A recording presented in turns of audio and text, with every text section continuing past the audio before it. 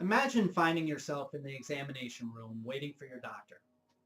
Soon, though, you hear a faint knock at the door and he or she walks in.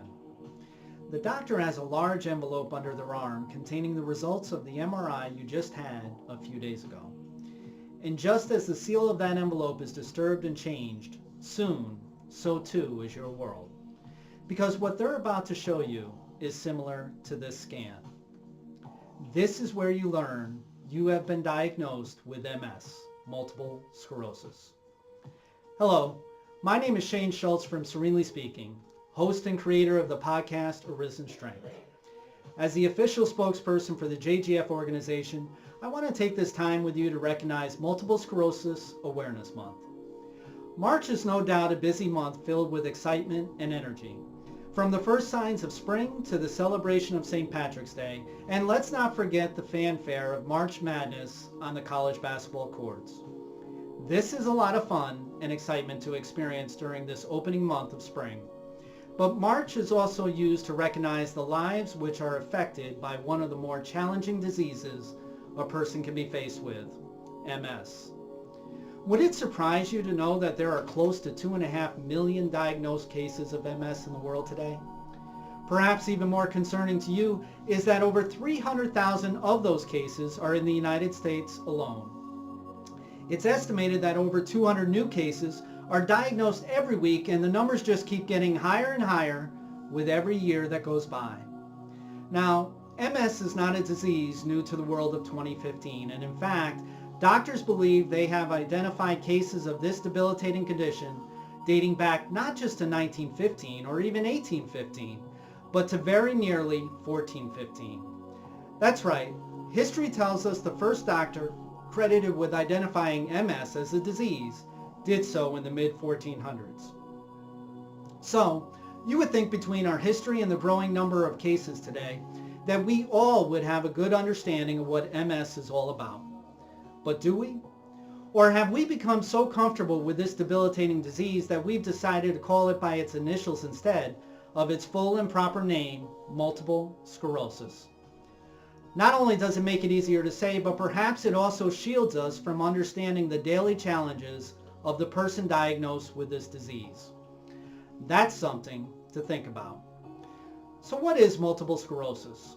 Well, multiple sclerosis is categorized as the autoimmune disease that affects the central nervous system, including the brain, optic nerve, and spinal cord. I know you're sitting there and saying, the brain and spinal cord, that sounds pretty serious. Well, believe me, it doesn't get any more serious. Let me explain.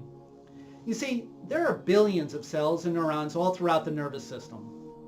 Each nerve cell is connected to many nerve paths, and each nerve path is protected by a fatty outer layer called the myelin sheath. This layer allows the nerve to have a smooth transmission of the signal between the neurons, and this steady signal is what allows the majority of our muscles to perform as they were intended. It sounds simple, but a healthy myelin layer is imperative to controlled movement. Just ask someone who's challenged with multiple sclerosis. You see, we all have an immune system, and it's designed to fight and destroy different ailments such as infection and disease. The immune system is what allows our body to heal and become better, and yet for an MS patient, it's their worst enemy. Now, wait a minute, Shane, you just said the immune system is a good thing. Well, it's a good thing for you and me, but for someone who's challenged by multiple sclerosis, the immune system attacks and destroys the myelin sheath, that all-important protective layer for our nerve paths. You see, gradually the immune system eats away at this protective layer, scarring it, and leaving the nerve vulnerable to erratic impulses. As the disease progresses, the scar tissue builds up over the damaged myelin. This is the center of the problem of multiple sclerosis. This scarring, or sclerosis, literally prevents the smooth transmission of the electrical signal along the nerve path, and prevents controlled muscle movement. You may have seen the erratic shaking during the interviews of celebrities such as Richard Pryor or Annette Funicello, who both have MS. That shaking, that lack of muscle control, is due to the scarring of the myelin layer. Picture, if you will, an electrical cord like this one. See how the outer layer is insulating the electrical wiring inside? This is much like the myelin sheath, which protects our nerve paths. Now, look at this cord.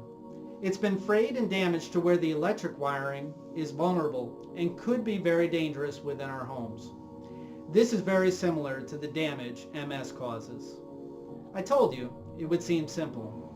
But now it's time to talk about other impacts of multiple sclerosis beyond the shaking seen in those interviews. Now, our central nervous system controls all the major muscle functions of our body, so there are numerous symptoms and effects that MS could have on any one person. Each one is different based on any number of factors, including the location and severity of the scarring. Here is just a sample of symptoms from this debilitating disease. Double vision, chronic weakness of arms and legs, muscle stiffness, loss of bladder control, lack of appetite, lack of sexual appetite, and even paralysis. These are just some, but certainly not all of the different results being challenged with multiple sclerosis. Unfortunately, to date, there is no cure for MS. Surprisingly to some, this disease is not fatal on its own. In fact, the life expectancy of someone who has MS may be no less than the average person. Just think about that for a minute. Now I know, some of you are screaming out there, isn't there something we can do? Isn't technology helping these people? Believe me, I know your frustration. You see, I personally have friends and loved ones that are affected by this terrible disease. There isn't a day that goes by that I don't wish their symptoms could be reversed, if not just be gone. Unfortunately, we're not there yet. And yes, the medical community is working feverishly every day to find their all-important cure. There has been some encouraging results recently regarding vitamin D and certain environmental factors. But for now, we can only wait and support our friends, our family, and our brothers and sisters of this world who are challenged with this disease. That's why this month, March, the one that's full of excitement and hope, is the month to bring awareness to multiple sclerosis.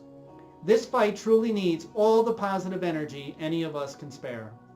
So please join me, Shane Schultz, along with the JGF organization and the Arisen Strength family in bringing awareness to this challenging disease to make a difference in any way that we can.